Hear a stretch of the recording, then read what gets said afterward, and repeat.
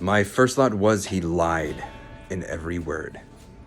That hoary cripple with malicious eye, askance to watch the working of his lie, on mine, and mouth scarce able to afford suppression of the glee which pursed and scored, its edge, at one more victim gained thereby. What else should he be set for with his staff? What save waylay with his lies? Ensnare all travelers who may find him posted there, and ask the road. I guessed what skull-like laugh would break what crutch can write my epitaph for pastime in that dusty thoroughfare.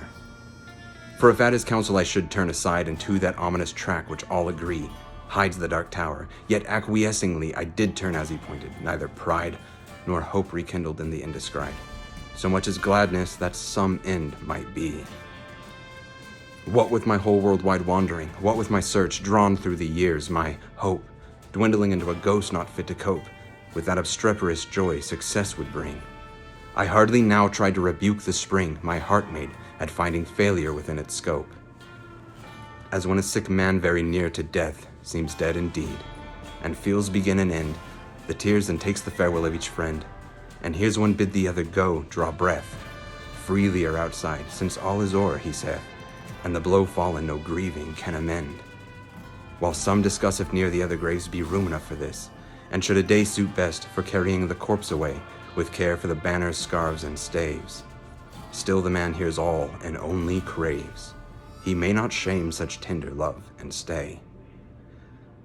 Thus I have suffered so long in my quest, heard failure prophesied so oft been writ, so many times among the band, to wit, the knights to whom the dark tower's search addressed their steps, that just to fail as they seemed best, and all the doubt was now, should I be fit? So, quiet as despair, I turned from him, that hateful cripple, out of his highway, into the path he pointed. All the day had been a dreary one at best, and dim was settling to its close, yet shot forth one last grim red leer to see the plain set to its astray. For mark, no sooner was I fairly found pledged to the path, after a pace or two, then, pausing to throw backward one last view, o'er the safe road, 'twas gone. Gray plains all round, nothing but plain to the horizon bound. I might go on, naught else remained to do. So on I went. I think I'd never saw such starved, ignoble nature, nothing throve, for flowers as well expect a cedar grove. But cockle spurge, according to their law, might propagate their kind with none to awe. You'd think a burr had been a treasure trove. No, penury, inertness, and grimace. Of a strange sort were the land's portions. See or shut your eyes, said nature peevishly, it nothing skills. I cannot save my case. 'Tis last judgment's fire must cure this place, calcine its clods and set my prisoners free. For if there pushed any ragged thistle stalk above its mates, the head was chopped.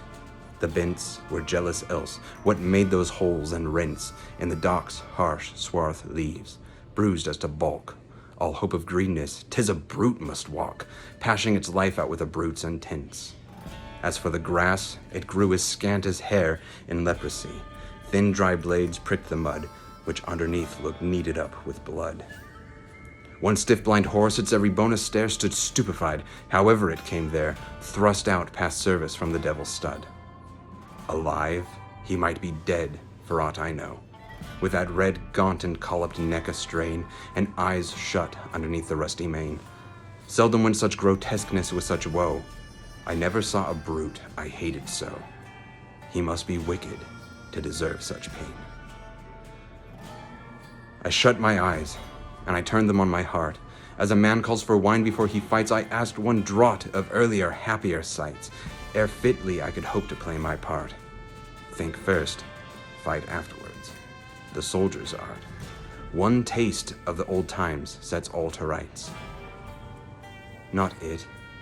I fancied Cuthbert's reddening face underneath its garniture of curly gold, dear fellow, until I nearly felt him hold one arm in mine to set me to my place, the way he used, alas, one night's disgrace. Out went my heart's new fire and left it cold. Giles, then, the soul of honor, there he stands, frank as he had 10 years ago, when knighted first. What honest man should dare, he said, he durst. Good, but the scene shifts. Faugh! What hangman hands pinned to his breast a parchment, his own bands read it, poor traitor, spit upon and cursed. Better this present than a past like that. So therefore back to my darkening path again. No sound, no sight, as far as the eye could strain. Will the night send a howlet or a bat? I asked when something from the dismal flat came to arrest my thoughts and change their train. A sudden little river crossed my path, as unexpected as a serpent comes, no sluggish tide congenial to the glooms. This, as it frothed by, might have been a bath for the fiend's glowing hoof to see the wrath of its black eddy bespate with flakes and spumes. So petty, yet so spiteful all along. Low scrubby alders kneeled down over it. Drenched willows flung them headlong in a fit of mute despair, a suicidal throng. The river which had done them all the wrong rolled by, deterred no whit. Which while I forded, good saints, how I feared to set my foot upon a dead man's cheek. Each step to feel the spear I thrust to seek for hollows tangled in his hair or beard. It might have been a water rat I speared, but it sounded like a baby's shriek. Glad was I when I reached the other bank. Now for a better country. Vain presage. Who were the strugglers? What war did they wage? Whose savage trample thus could pad the dank soil to a plash, toads in a poisoned tank, or wild cats in a red-hot iron cage? The fight must so have seemed in that fell cirque. What pinned them there with all the plain to choose? No footprints leading to that horrid muse, none out of it, mad brewage set to work. Their minds, no doubt, like galley slaves the Turk, pits for his pastime, Christians against Jews. And more than that, a furlong on, why there, what bad use was that engine for, that wheel, or brake, not wheel, that harrows fit to reel men's bodies out like silk, with all the air of Tophet's tool left on earth unaware, or brought to sharpen its rusty teeth of steel. Then came a bit of stub ground, once a wood, next a marsh it would seem, now mere earth, desperate and done with. So a fool finds mirth, makes a thing and then mars it, till his mood changes and off he goes within a rude bog, clay and rubble, sand and stark black dearth. Now blotches rankling, colored gay and grim, now some patches where some leanness of the soils broke into mosses or substances like boils. Then came a palsied oak, a cleft in him, like some distorted mouth that splits its rim, gaping at death and dies while it recoils. And just as far as ever from the end, not on the horizon but the evening, not to set my footsteps further, at the thought, a great black bird, Apollyon's bosom friend, sailed past, not best its wide-winged dragon pinned that brushed my cap, perchance the guide I sought, which, looking up where I somehow grew, spite of the dusk the plain gave place all round to mountains, with such names to grace, mere ugly heights and heaps now stolen in view. How thus they had surprised me, solve it, you. How to get from them was no clearer case. Yet I half seemed to recognize some trick of mischief played on me, God only knows when, and a bad dream perhaps, here ended, then progress this way, when in the very nick of giving up one time more there came a click, as when the trap shuts, you're inside the den. Burningly it came on me, this is the place. Those two hills to the right, crouched like two bulls locked horn in fight, while to the left a tall scalped mountain, dunce, dotard, dozing at the very nonce, after a life spent training for the sight. What in the mist lay but the tower itself, the round squat turret, blind as a fool's heart, built of brownstone without a counterpart in the whole world. The tempest-mocking elf points to the shipmen the unseen shelf. He strikes on, only when the timbers start. Not see, because of night perhaps?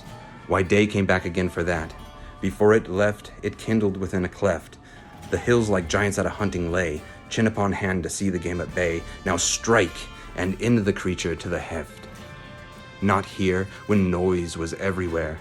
It told, increasing like bells, names in my ears of all the lost adventurers, my peers. How such a one was strong, and such was bold, and such was fortunate, yet each of old lost. Lost. One moment knelled the woe of years. There they stood, ranged along the hillside met, to view the last of me, a living frame for one more picture, and in a sheet of flame I saw them and I knew them all, and yet, dauntless, the slug horn to my lips I set and blew. Childe Roland to the dark tower came.